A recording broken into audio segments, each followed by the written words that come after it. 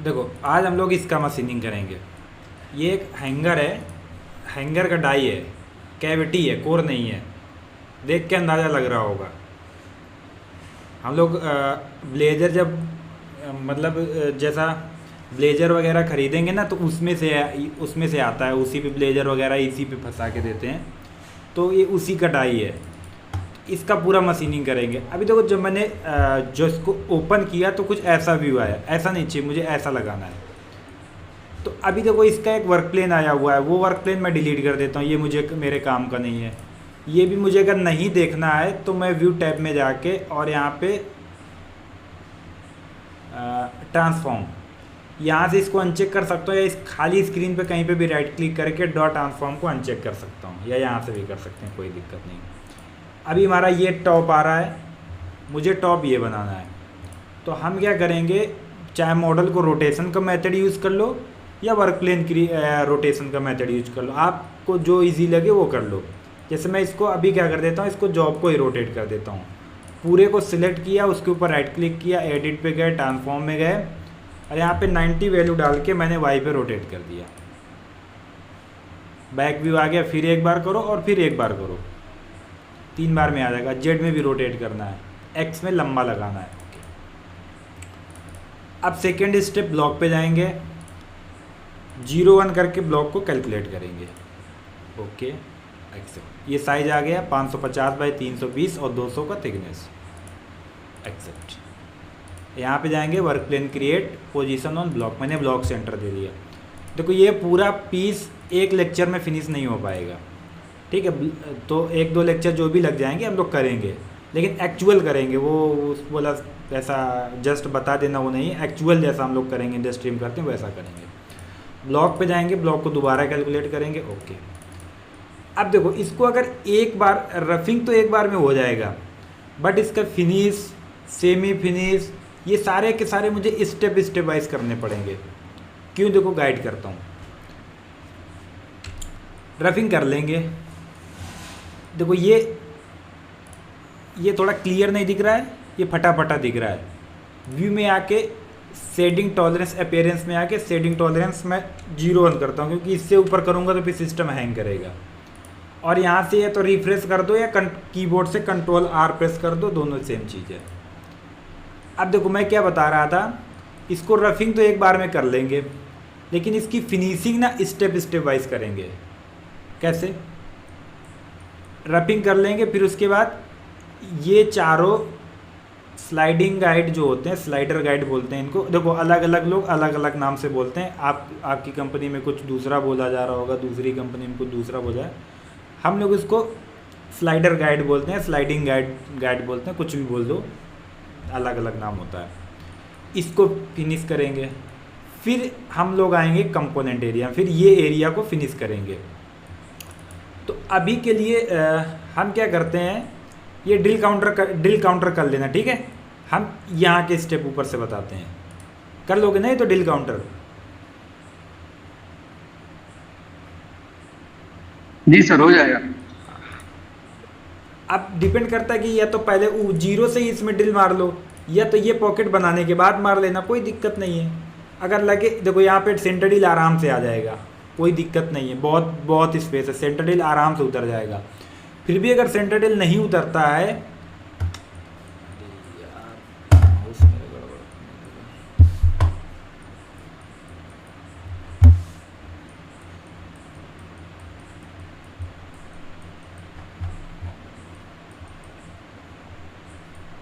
चलो आज काम चला लेते हैं माउस। चलो देखो हम क्या करेंगे, ये एरिया को कैसे, पहले पूरा रफिंग करते हैं पहले पूरे का। अब इसको रफिंग करने के लिए हम क्या करेंगे कि कोई भी बाउंड्री, कोई भी ब्लॉक, कुछ भी नहीं करूँगा।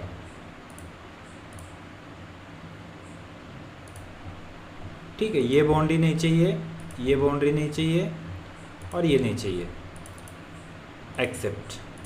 अब 2D प्रोफाइल है, हम पावर मिल के अंदर ही इसको पैक कर देंगे। हम आएंगे मॉडल में और प्लेन में अपर डाल देंगे। अगर आपको ऐसे नहीं करना है तो मॉडल के ऊपर राइट क्लिक करो और एडिट पे जाओ, और नहीं, मॉडल पे जाओ क्रिएट प्लेन पे जाओ, बेस्ट फिट पे जाओ और तब आपको अपर मिलेगा। इतना लंबा ट्रेवल करना है, या तो इतना लंबा ट्रेवल कर लो। कैसे? मॉडल के ऊपर राइट क्लिक कीजिए, एड मॉडल में आना है, फिर क्रिएट प्लेन पे आना है, फिर बेस्ट फिट में आना है, फिर अपर मिलेगा। इतना लंबा रास्ता, या आप सीधे मॉडल पे आके यहाँ पे प्लेन पे आके अपर डाल दो। अपर डाल दो या लोअर डाल दो, दोनों एक ही पोजीशन पे जाएगा, क्योंकि जेड का वेरिएशन नहीं है, जेड पे हमारा सेम ऐड है। अभी ये बाउंड्री मेरे काम की नहीं, क्योंकि बाउंड्री एक्टिवेट रहेगा तो वहाँ टूल आने नहीं देगा। अब इसका कलर डिफरेंट हो गया, इसको सिलेक्ट करके रिवर्स सिलेक्टेड कर दो। अगर यहाँ पे देखो प्लेनर है, इसके ऊपर राइट क्लिक करके रिवर्स सिलेक्टेड कर दो। नहीं हुआ, फिर से एक बार ट्रायल कर लो, राइट क्लिक रिवर्स सिलेक्टेड। नहीं हो रहा है तो फिर आपको सिलेक्ट करना पड़ेगा, ऐसे ऐसे चारों को सिलेक्ट करके। इसे नहीं करोगे कोई दिक्कत नहीं है, अगर मैं बोल रहा हूँ अगर लग रहा है रिवर्स सिलेक्टेड। तो ये देखो, अगर मैं आपको दिखाऊं, इसी को केवल शो करके दिखाऊं, तो इसमें क्या था, कंट्रोल के, नीचे की वो लाल था और ऊपर प्लेन शेड था, तो इसलिए वो ऐसा नीचे पलट गया, वो ऐसा हो गया, रिवर्स हो गया। ऊपर का फेस नीचे चला गया, नीचे का फेस ऊपर आ गया। अब देखो हम इसको रफिंग अगर करते हैं किसके कटर से, 20 के R1 या R2 या R3 जो भी अवेलेबल है हमारे पास। हमारे पास जितना बड़ा रेडियस होगा उतना अच्छा रहेगा। तो 20 में R2 आता है, R3 भी आता है, R6 भी है, R4 आता है।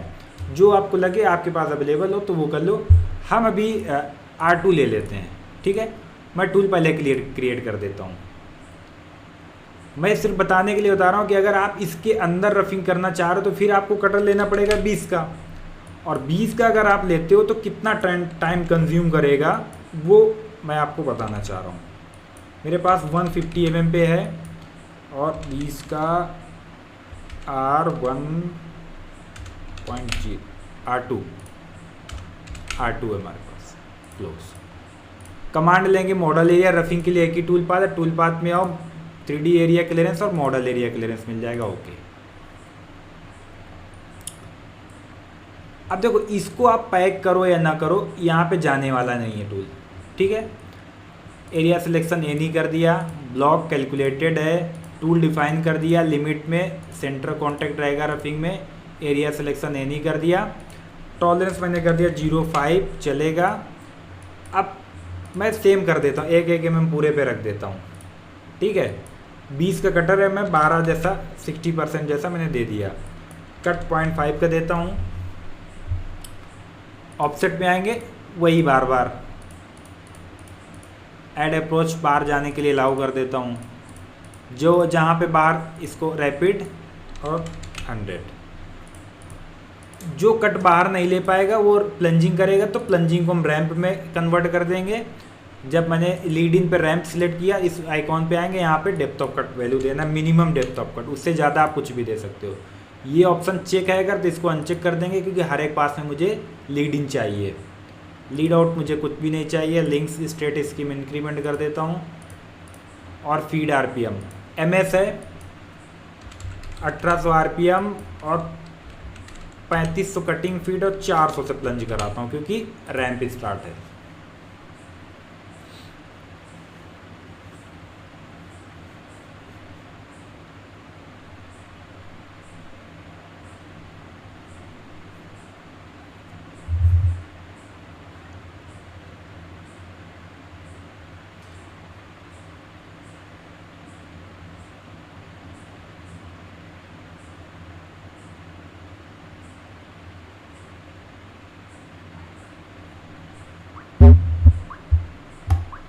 ये देखो तैयार हुआ। अब इसका टाइम देखो, आप स्टैटिक्स पे जाएंगे, भाई साहब 8 घंटा रफिंग कर रहा है, 8 घंटा 20 का कटर चलेगा ये।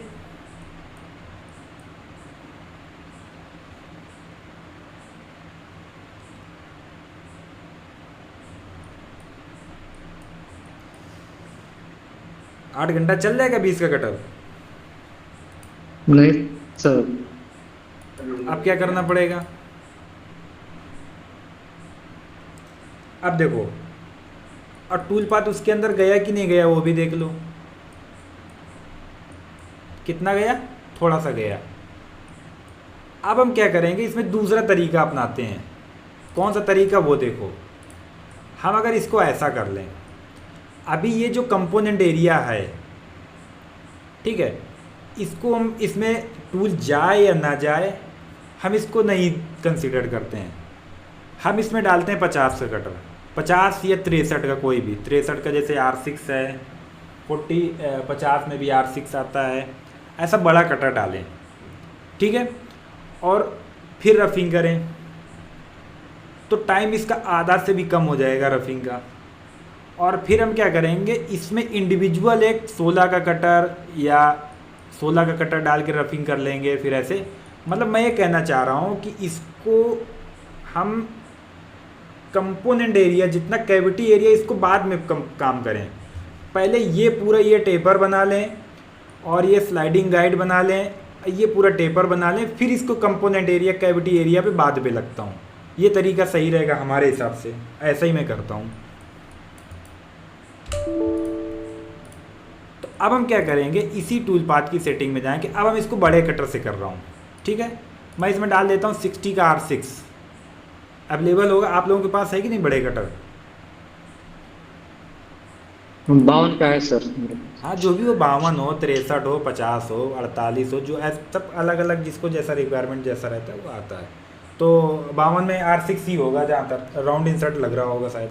हाँ हाँ, राउंड नहीं सर, R6 का। तो R6 ही होगा। मैं, चलो मैं 63 डाल देता हूँ, चलो 52 ही डाल देता हूँ यार, आपके पास 52 है। R6 हो जाएगा 52 का R6, किसी भी पॉकेट में डाल दो, चलेगा। अब आ जाओ, 52 का आधा कितना हुआ, 26, ठीक है। अब इसका हम 70 to 80% तक जा सकते हैं। तो 26 तो हो रहा है कितना, 50%। मैं इसको 35 दे देता हूँ। और अभी ये कट कितने का लेगा, 1 mm का आराम से लेगा कट। R6 कटर 1 mm का आराम से कट लेता है। बहुत अगर कास्टिंग वास्टिंग है तो 0.5 0.6 चलेगा, नहीं 1 mm का मस्त। आप 2 mm 3 mm भी दे सकते हो। अगर MS है ना तो 3 mm 4 mm 3 mm का लेके जाएगा। हाँ, बट 3 mm का 4 mm का कट क्यों नहीं देते, काटने को तो कटर काट लेगा।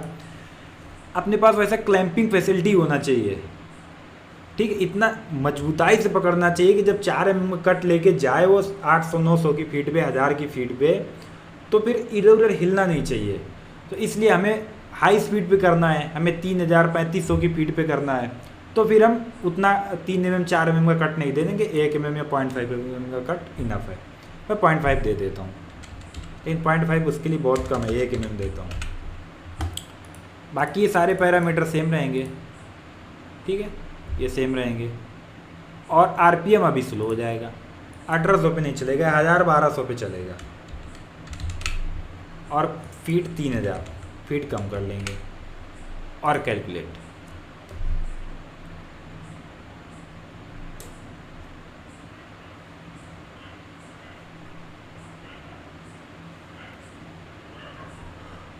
हाँ, एक मिस्टेक हुआ, क्या हुआ बताओ? सर वो साइड में भी नहीं चलाना चाहिए था सर। नहीं, वो सब चलाएंगे। ये बोला था ना मिनिमम डेप्थ ऑफ कट डालना है जब रैम चलाओगे। जी सर। वो रफिंग करेंगे, वो रफिंग करेंगे, क्योंकि उसमें बहुत, इसमें देखो थोड़ा एक टाइम में हो जाएगा, बाकी वो टाइम बहुत ज़्यादा लेगा। इसमें minimum depth of cut value डालना था, वो डालना था, वो रह गया था, बाकी ओके है। अब इसका साइकिल टाइम चेक करो ज़रा, राइट क्लिक करके स्टैटिक्स चेक करो। 2 घंटा, 2 घंटा चलेगा, आराम से चलेगा। R6 है। फिर भी अगर लगे कि 2 घंटा नहीं चलेगा, 1 घंटा चलने के 1 घंटा चलने के बाद आपको इंसर्ट चेंज करने की ज़रूरत है, तो मशीन रोक के इंसर्ट चेंज करना आता है ना। जैसे मशीन चल रहा है, मशीन हम रीसेट ना करें और इंसर्ट चेंज कर लें, ऐसा कॉन्सेप्ट मालूम है? जी सर, वो रिलेटिव में रोक के उसको फिर ऊपर उठा लेते हैं। हाँ, वो भी कर सकते हो, फिर नहीं तो उसी पोजीशन पर ला के फिर छोड़ देते हैं। और नहीं तो मालूम है, ये रफिंग के टूल पाथ में एक बेनिफिट क्या रहता है मालूम है? ये एक पास मारने के बाद जो आप रैंपिंग लेने के लिए ना उठता है, तो जी सर, उसी टाइम पे उसको रोक जब लेंगे। पास मार रहा हूँ तो वहाँ पे रोक लो, या वहाँ पे सिंगल ब्लॉक मार दो, ठीक है।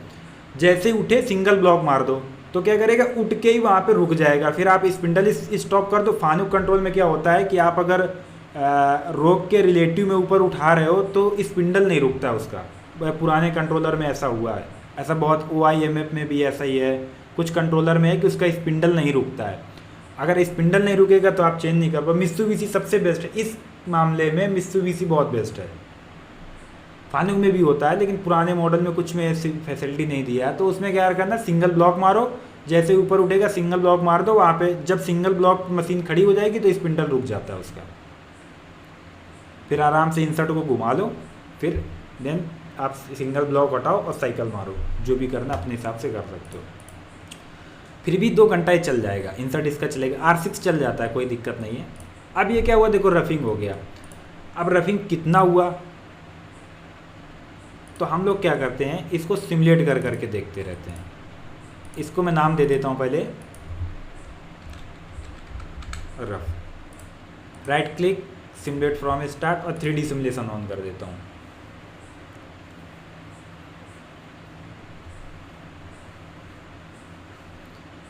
और इसको फुल स्पीड कर देता हूँ, ठीक है, क्योंकि मुझे ये देखना है कि कितना मटेरियल कटा हुआ, कितना बचा है। वो एक अपना दूसरा कॉन्सेप्ट भी है, वो अभी अपना पेंडिंग रह गया है, स्टॉक मॉडल वाला, वहाँ उससे भी दिखता है। भी प्ले कर देता हूँ, ये देखता हूँ कितना मटेरियल छोड़ता है, कितना काटता है।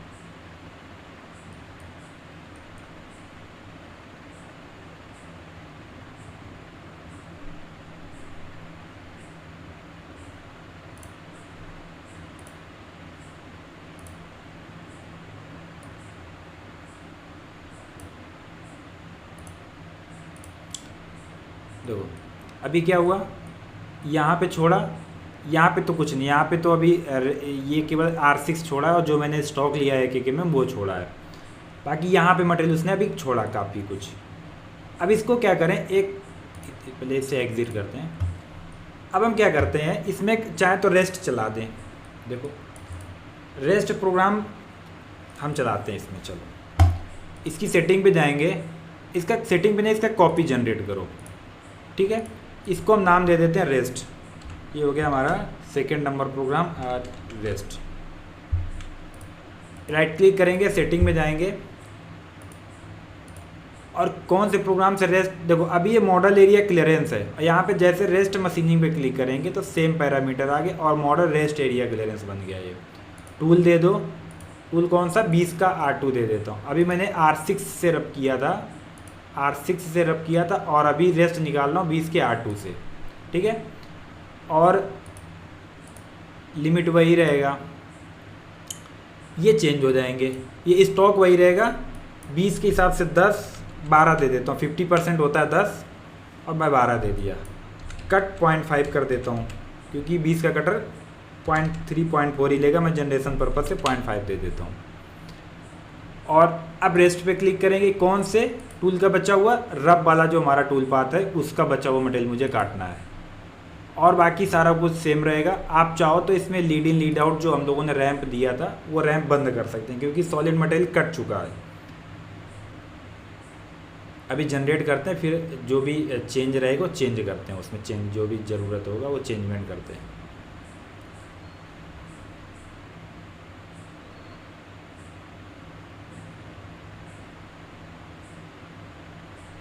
इधर स्टेटस दिखाता है, ये देखो क्लोज। यहाँ पे जो R6 आया था उसको काटा उसने, और यहाँ पे क्या किया, जो अच्छा इसके अंदर में जाके मशीनिंग किया। अब प्रॉब्लम क्या है, बार बार ये उठ रहा है। अब इसका उठना मुझे ख़त्म करना है, हर एक पास में क्या कर रहा है, उठ रहा है। तो इसके लीड इन लीड आउट में जाओ, टूल पाथ कनेक्शन, रैंप बंद कर दो, ठीक। लीड आउट मुझे चाहिए ना, links, state scheme increment, apply, okay. अभी भी देखो बंद नहीं हुआ, क्यों, क्योंकि हम लोगों ने इसको कंडीशन दे के रखी है, कटिंग डायरेक्शन क्लाइंब, इसको ए नहीं कर दो, और अभी कैलकुलेट कर दो। क्योंकि भाई वन डायरेक्शन कटिंग करेगा तो एक तरफ से कट करके जाएगा, फिर दूसरी तरफ जब जाएगा तो उठ के ही तो जाएगा, वही डायरेक्शन मेंटेन करने के लिए। तो इसलिए आप दोनों डायरेक्शन में अलाउ कर देंगे तो दोनों डायरेक्शन में काटेगा।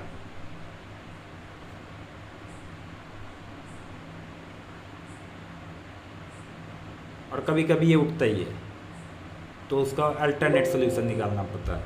ओके देखो, ठीक। अभी ये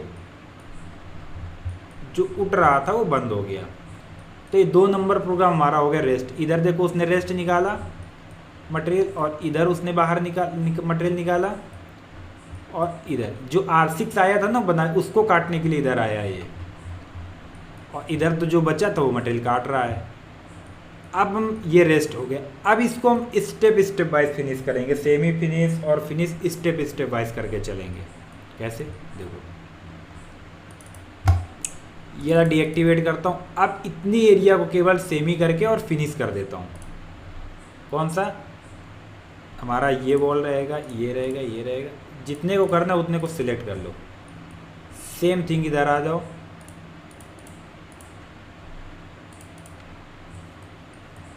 सेमी फिनिश कौन से कटर से कर दे, बताओ कौन सा बेस्ट रहेगा।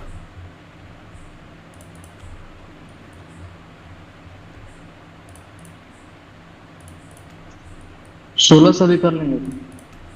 हाँ वही बेस्ट रहेगा। इस पे दे देता हूँ क्योंकि मुझे यहाँ से टूल पाथ स्टार्ट करके और यहाँ पे इंड कर देना, ठीक है। कहाँ से, ये चाम्पर भी साथ में आ जाएगा। ये चाम्पर की एज से स्टार्ट करके यहाँ पे बंद कर देना। तो मैं इसको दे देता हूँ contact point boundary.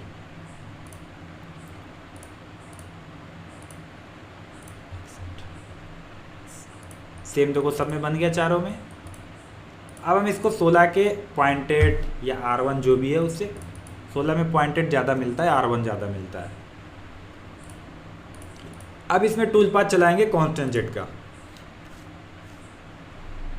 Cutting direction ये नहीं रहेगा, इधर से काट के इधर आएगा, इधर से काट के इधर आएगा। 0.2 का स्टेप डाउन देंगे। स्टॉक में फिनिश के, देखो जब भी टेपर रहे ना तो केवल रेडियल स्टॉक मत दे देना, क्योंकि देखो इसमें जेड भी है ना, जेड का स्टॉक भी इसमें इंक्लूडेड है।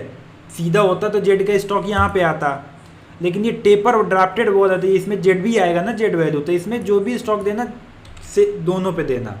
आपको नहीं अलग अलग देना, आपको अलग अलग देना, अलग अलग दे लो, ठीक है।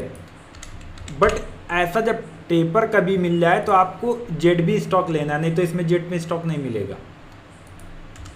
0 टू स्टॉक कर देता हूँ। स्पाइरल चलाओ या चलाओ कोई मतलब नहीं है।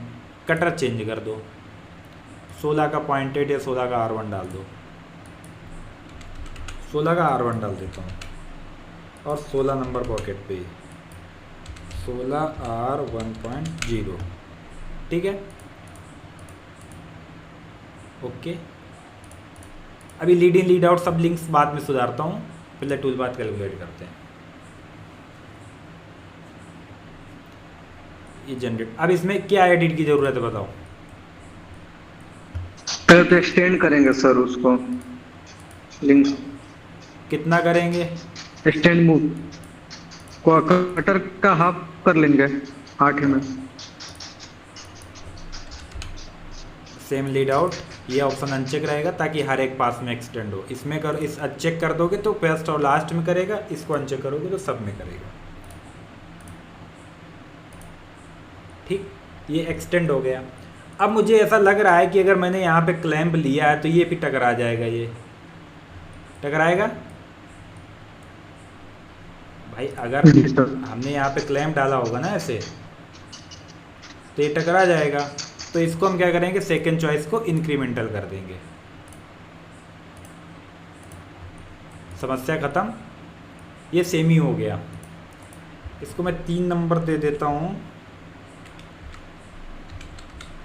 स्लाइड सेमी, और इसी का एक टूल पाथ कॉपी कर लेता हूँ, और इसको मैं 4 नंबर दे देता हूँ, फिनिश। अब हम कोई सॉलिड कार्बाइड कटर से, जिसमें R1 या R.5 रहेगा, उससे हम इसको फिनिश कर देंगे। और ये 0503 लूज ही रखा जाता है, ठीक है। आपको नहीं लूज रखना, आप 00 कर दो, कोई दिक्कत नहीं। मैं 12 का R1 डाल देता हूँ, ठीक है, उससे अच्छा फिनिश हो जाएगा। लेकिन अभी ये इंसर्ट में नहीं रहेगा, ये भी रहेगा सॉलिड कार्बाइड में। 12 नंबर, 12 का R1.0, स्टॉक 0, 0.1 का 0.15 का स्टेप डाउन दे दो, टॉलरेंस 0.1, फीड की बात करें आरपीएम कम से कम 3500 और cutting feed 1800। Sir spiral click नहीं करोगे? स्पाइरल इसलिए क्लिक नहीं कर रहे हैं क्योंकि देखो इधर से जाएगा और इधर आ जाएगा, फिर इधर डेप्थ ऑफ कट लेगा और इधर चला जाएगा। तो इसमें स्पाइरल जब ना ऐसे नीचे जा रहा हो लगातार लगातार स्पाइरल, अब इसमें छोटे छोटे कट हैं, आप स्पाइरल चेक भी कर दोगे तो कोई दिक्कत नहीं, बट क्या करेगा स्पाइरल चेक करोगे तो देखो क्या करेगा, यहाँ से जब स्टार्ट करेगा, ठीक है, और जब इस इंड पे आएगा तो क्या करेगा, जो भी डेप्थ ऑफ कट वैल्यू आपने दिया उतना नीचे चला जाएगा। इस कंडीशन पे क्या करेगा, सीधे 0.15 का कट लेगा और वही पूरा 0.15 का पास कंप्लीट करेगा, फिर इधर 0.15 का कट लेगा, फिर इधर जाके इधर पूरा पास करेगा, और इस कंडीशन पे क्या करेगा, यहाँ पे उतरेगा, फिर यहाँ से इधर आते आते 0.15 घुसेगा। तो जो आपको सुटेबल लगे ये कर लो, बट सर्कुलर टूल पाथ है या पॉकेट है कोई जो क्लोज है पूरी, तो उसमें स्पाइरल आपको रखना है, कंपलसरी है। इसमें आप नहीं भी करोगे तो कोई दिक्कत नहीं है। क्लियर है? Okay sir. और अभी ये पैरामीटर मैंने डाल दिया, अभी कैलकुलेट कर देता हूँ।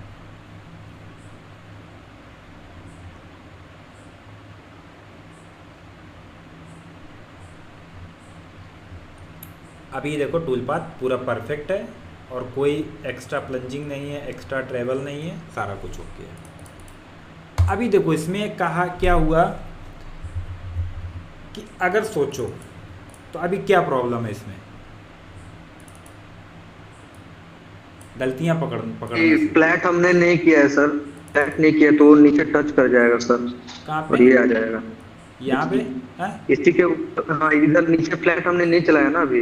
हाँ, यहाँ पे क्या होगा, तो यहाँ पे जो पूरा मार्किंग आ जाएगा सर हाँ, कटर का, यहाँ से मटेरियल में ज्यादा लगे। इस वाली सरफेस से 1 mm ऊपर तक ऐसे ना, ऐसे रेडियस बना है ऐसे R1। तो अब मुझे इस फेस से 1 mm ऊपर से मुझे इंडमिल चलाना पड़ेगा। समझ रहे हैं ना बात को? वो R1 रिमूव करने के लिए। तो अब हम क्या करें, इसी टूल पाथ का कॉपी ले लो, ठीक है। अब देखो करना कैसे, क्या करना है, तमाम कोई बाउंड्री नहीं बनाना है, कुछ नहीं करना, बस इसी से पूरा करना है काम। हम क्या करेंगे, इसको नाम दे देते हैं RA रेडियस रिमूव, ठीक है। सेटिंग पे जाएंगे, एडिट पे जाएंगे, मैं इंडमिल डाल देता हूँ, 12 का ही डाल देता हूँ, 4 फ्लूट का डाल देता हूँ और 12 का इंडमिल। अब देखो ये सरफेस का डेप्थ कितना है, 40 mm, ठीक है। अब हम ब्लॉक में आएंगे, हमें 40 से नहीं, हमें 39 से स्टार्ट करना है टूल और 40 पे ख़त्म कर देना है, यही तो ना? जी सर। तो हम क्या करेंगे, इस सरफेस पे क्लिक करो तो देखो यहाँ आपका माइनस वैल्यू कितना है, 40, इसमें 1 mm माइनस 1 mm प्लस कर दो तो 39 हो गया, और 0.1 और कर लो प्लस 1.1, ठीक है। मतलब मैंने 1 mm से और थोड़ा 0.1 mm और ऊपर से स्टार्ट करिए, क्योंकि एग्जैक्टली 1 mm का रेडियस था, तो 0.1 mm और ऊपर से चला देंगे तो अच्छा रहेगा वो।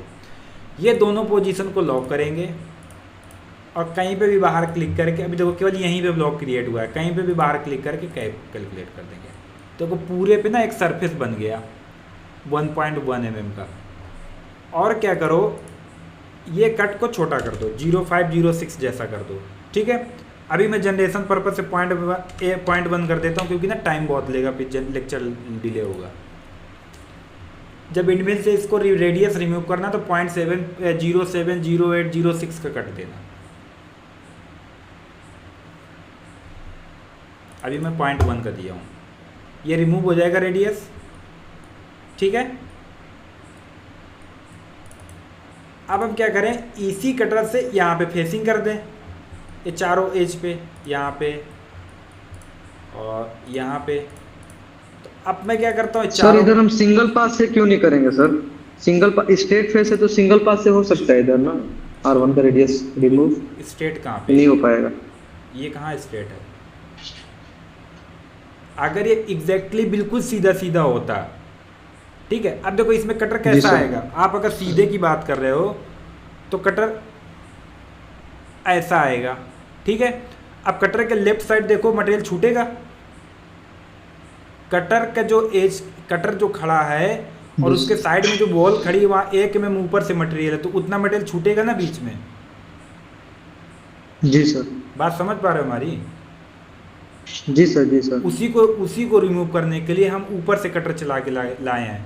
अगर ये बॉल सीधी होती और डायरेक्ट फेसिंग कर देते वो निकल जाता, लेकिन इस केस में, टेपर के केस में वो मटेरियल नहीं निकलेगा, इसलिए हमें क्या करना पड़ेगा, ऐसा ऊपर से चलाना पड़ेगा। क्लियर है? अब आगे बढ़ें। अब यही कटर से जिससे रेडियस रिमूव किए, इसी से ये फेस मेंटेन कर देते हैं, ठीक है। तो हम जाएंगे टूल पाथ में, और टूल पाथ में गए और फिनिशिंग में गए,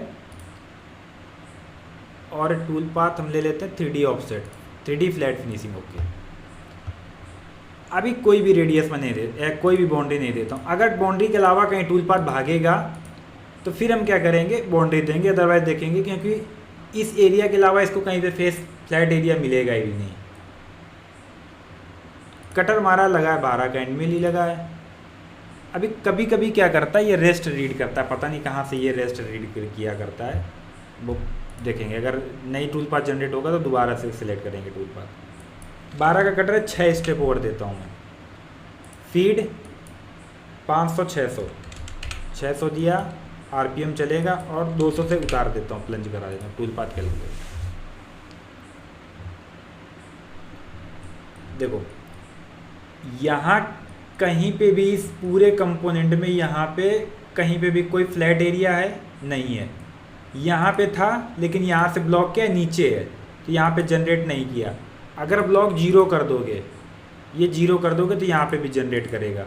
यहाँ पे उसको ब्लॉक नहीं मिला तो केवल यहीं पे जनरेट किया, ठीक है। और ये देखो यहीं पे ही है, तो ये हो गया फेसिंग। अब हमारा ये 6 नंबर टूल पाथ हो गया डेप्थ। एक बार प्रोजेक्ट को सेव करा लेता हूँ, मैं तो कट कर गया तो गड़बड़ कर देगा पूरा मामला। Hanger, cavity, save.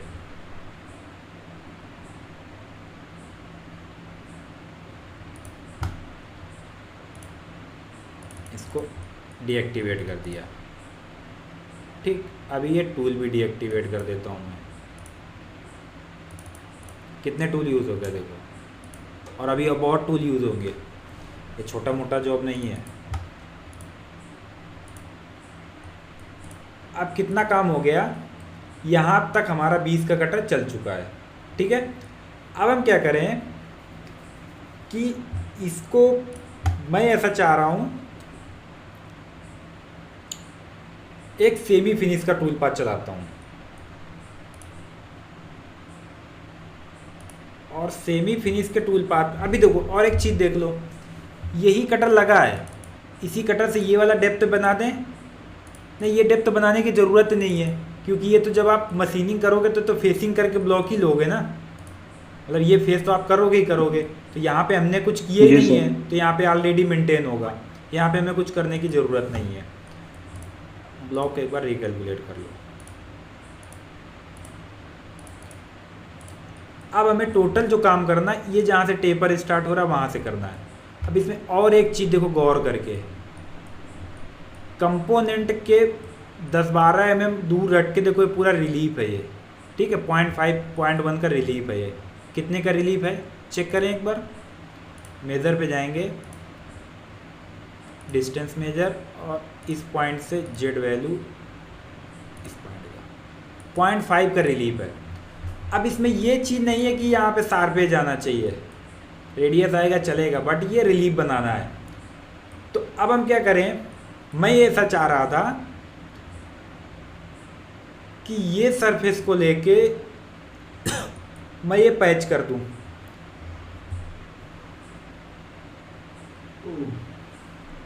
लेकिन मैं क्या करूंगा, इनका अलग पैच क्रिएट करता हूँ। ये सारे ना होल बंद कर दे, ये जो कंपोनेंट पूरा एरिया है इसको बंद कर देता हूँ और ये पूरा टेपर फिनिश कर देता हूँ। ठीक है, जब टेपर फिनिश हो जाएगा फिर हम कंपोनेंट एरिया पे, कैविटी एरिया पे काम करेंगे। सही रहेगा? जी सर। तो अब हम क्या करते हैं, ये कैविटी को पैच करूं। पैच करने के लिए हमें क्या करना पड़ेगा, ये जो सरफेस हैं, ये सब सरफेस हैं, इनको पावर शेप में लेके जाना पड़ेगा, ऐसे सिलेक्ट करके। हो सकेगा कि पैच का मेथड काम नहीं करेगा तो पैचिंग का दूसरा कॉन्सेप्ट हमें अपनाना पड़ेगा। देखो पावर शेप भी ऑन कर लेता हूँ मैं।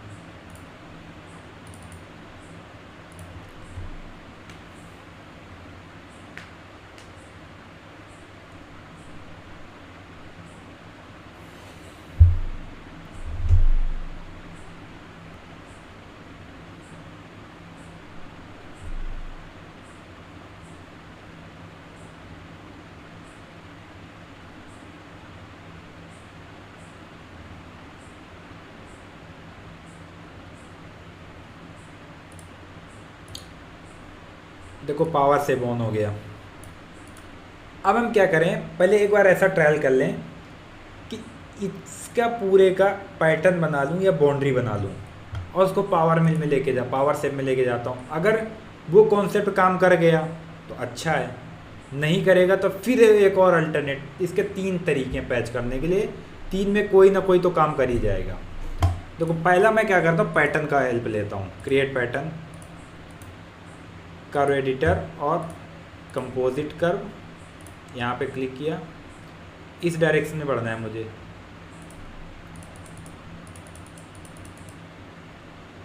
ये जिधर एरो दिख रहा है इस डायरेक्शन में मूव करेगा और ये येलो वाली पॉसिबल डायरेक्शन है। देखो गलत चला गया, बैक जाओ इधर से, इससे, और ये डायरेक्शन में जाना है। अभी यही डायरेक्शन में जाएगा, मुझे इस येलो पे जाना है। अभी जिधर रेड है उधर ही जाएगा ये, जैसे फॉरवर्ड करते हैं।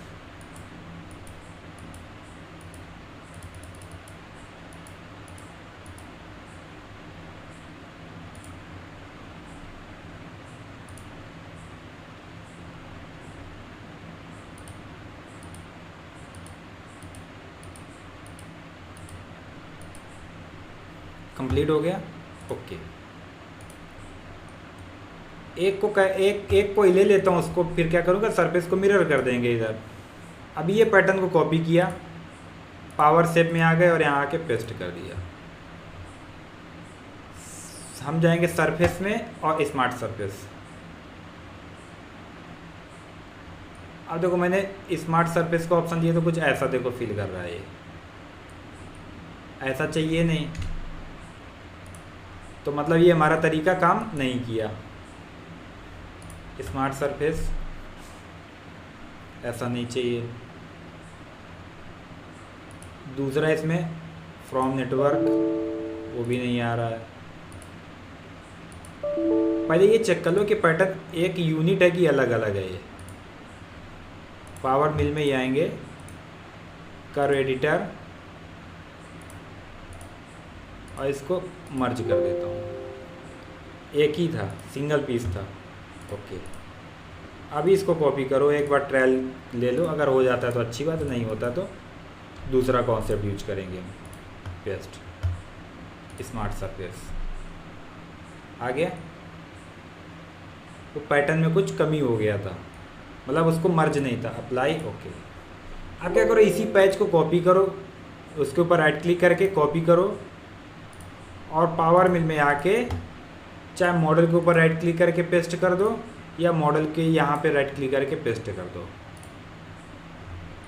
ठीक है। अगर सर मान लो कि ये मेरे से गलती से मान लो कि डिलीट हो गया इधर से, तो फिर रिकवर कैसे करेंगे इसको, पैच को? इधर आएंगे, ये देखो मैं डिलीट कर देता हूँ। देखो पहले इधर जो भी है, ये जैसे मतलब ये पैच डिलीट हो गया, यहाँ से डिलीट कर दूँ मैं। ठीक है, डिलीट मॉडल डिलीट हो गया। अभी ये डिलीट ऑप्शन पे आएंगे, रिसाइकल पे आएंगे और यहाँ पे क्या क्या आपने डिलीट किया यहाँ पे दिखाएगा। जो भी कुछ डिलीट करेंगे, सरफेस डिलीट करेंगे, मॉडल डिलीट करेंगे, टूल पार्ट डिलीट करेंगे, बाउंड्री डिलीट करेंगे, पैटर्न डिलीट करेंगे, सब इधर मिलेगा। तो जैसे मॉडल ये डिलीट है तो इसको प्लस करेंगे तो 1 नंबर का मॉडल मुझसे डिलीट हुआ है। इसके ऊपर चाहे इसके ऊपर राइट क्लिक करके करेंगे, जैसे 2-3 मॉडल डिलीट करिए तो यहाँ पे एक ट्री बनेगा, तो उसमें जो आपको चाहिएगा उसके ऊपर राइट क्लिक करके रिकवर कर लो। इसके मॉडल के ऊपर राइट क्लिक करके करोगे तो रिकवर ऑल होगा। तो मैं 1 नंबर को रिकवर करना, राइट क्लिक करके रिकवर कर दो। ठीक है? इसी सरफेस को कॉपी करके, कॉपी तो है ही है, एक बार और पेस्ट कर दो। मैं पता मैं क्या करना चाह रहा हूँ, ये सरफेस तो इधर है, मिरर, एक सरफेस और पेस्ट करके इधर मिरर करना चाह रहा हूँ मैं। तो इसको क्या करूँगा, पेस्ट है न्यू मॉडल, ये 2 नंबर सरफेस के ऊपर राइट क्लिक करके एडिट में जाके ट्रांसफॉर्म में मैं इसको मिरर कर देता हूँ। और मिरर किस में करूँगा, जेड के साथ एक्स, मतलब मुझे एक्स में इधर मिरर करना है, इस एक्स एक्सिस के अबाउट मुझे इस तरह मिरर करना है, और साथ में आएगा जेड, तो जेड एक्स पे क्लिक कर दूंगा, एक्सेप्ट। पैटर्न को डीएक्टिवेट कर दो, पैच हो गया पूरा। जी सर। अगर दूसरा तरीका क्या हो सकता है सर और पैच करने का? पैच करने का दूसरा तरीका देखो, इधर मैं ये सब डिलीट कर देता हूँ और ये दोनों पैच में डिलीट कर देता हूँ। ठीक है,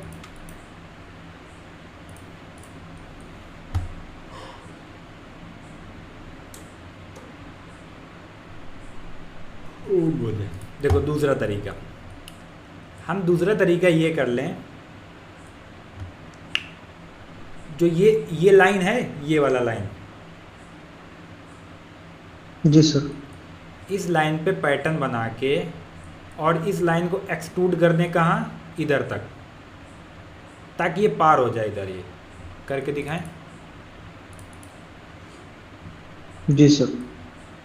मैं गया create pattern, curve editor, composite,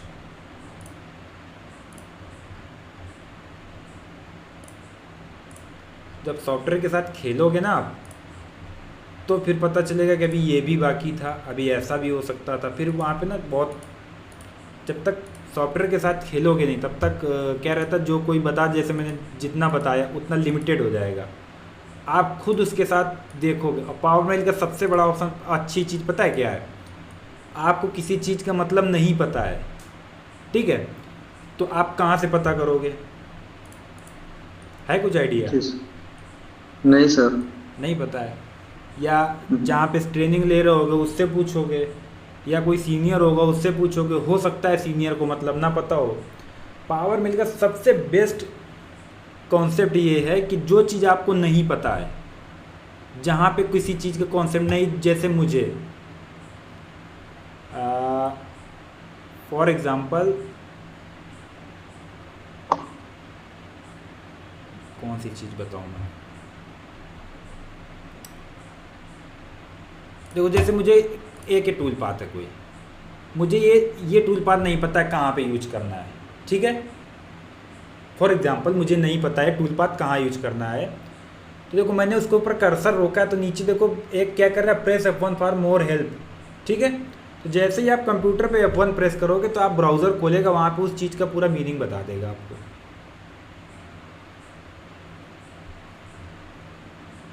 ये इसकी एक सबसे बड़ी खासियत है। और दूसरी चीज़, जैसे मुझे इसका मतलब नहीं पता है, वहाँ पे कर्सर रोको, F1 दबा दो, पूरा उसका मतलब बता देगा आपको। उसके अंदर, उस ऑप्शन के अंदर जो चीज़ है, जो चीज़ यूज़ होने वाली, उसके उसका पूरा मीनिंग बता देगा। बट कंडीशन ये है कि नेट कनेक्ट होना चाहिए आपके कंप्यूटर जो जिस पे आप कर रहे हो। जैसे मुझे इसका नहीं पता, यहाँ पे कर्सर रोको और F1 दबा दो,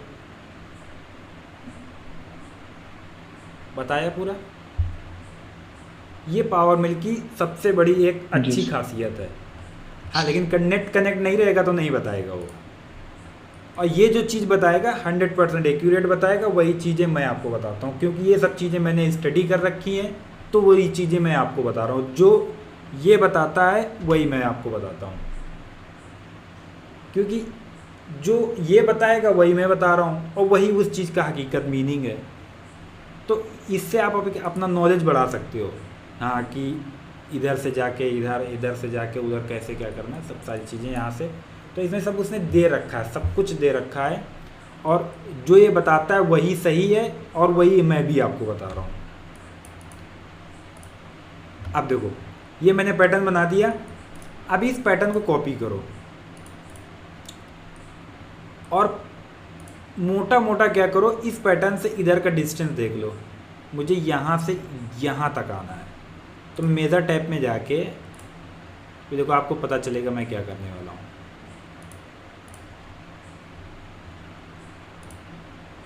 समथिंग 78 mm, ठीक है। हम क्या करेंगे, पैटर्न को कॉपी किए, पावर शेप में आए और यहाँ पे पेस्ट कर दिए।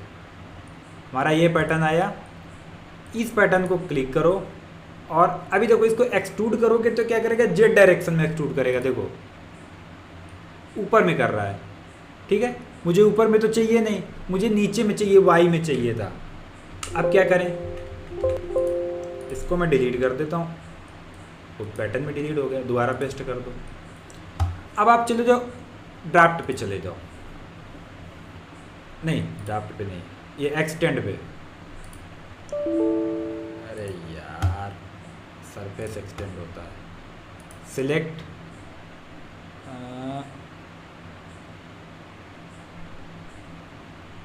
हाँ, ड्राफ्ट ही ले लो। प्रीव्यू चेक करो। अच्छा, सरफेस भी लाना पड़ेगा, एक मिनट, इसके साथ कोई एक सरफेस लाना पड़ेगा। मैं ये सरफेस ले लेता हूँ, कॉपी और पेस्ट। अब मैं क्या करूँ, नहीं इधर कुछ एक ऑप्शन रहता है यार, और यहाँ पे पेस्ट कर दो। अब क्या करना है आपको, इसको सेलेक्ट करना है, शिफ्ट की प्रेस करके सामने की सरफेस को सेलेक्ट करना है और स्मार्ट सरफेस डालना है। टेंजेंट रखो या ना रखो, रखो, अप्लाई, फिर ऐसे अप्लाई, फिर ऐसे अप्लाई।